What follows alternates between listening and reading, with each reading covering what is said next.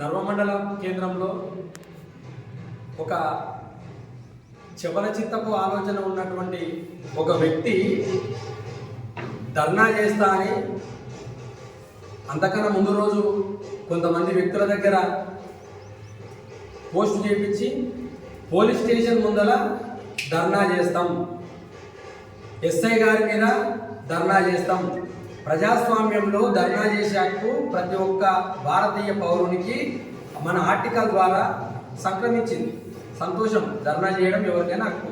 కానీ మనం ఒక ప్లేస్ నిర్ణయం చేసిన తర్వాత ధర్నా ఎక్కడంటే అక్కడనే సావో రేవో అక్కడే తెలుసుకోవాలి. ఆ విధంగా కాకుండా భయభ్రాంతులు, ఒక చిత్తపు ఆలోచన, నీ కింద పనిచేస్తున్న క్యాడర్ని కూడా తప్పుదో పట్టించి అంబేద్కర్ విగ్రహం దగ్గర వచ్చి ధర్నా చేసినాం. మేము గత 10 సంవత్సరాలు ప్రతిపక్షంలో ఉండి అనేకమైన ప్రజా సమస్యల మీద ధర్నాలు చేస్తే, ధర్నా చేయడానికి వచ్చిన ప్రతిసారి అక్కడ ఉన్నటువంటి నాయకులు అంబేద్కర్ గారు కానీ తల్లి చాక లైలమ్మ గారికి పూలమాల సమర్పించడం మనందరి ఆనవాయితీ నలుమండలంలో ఉన్నది.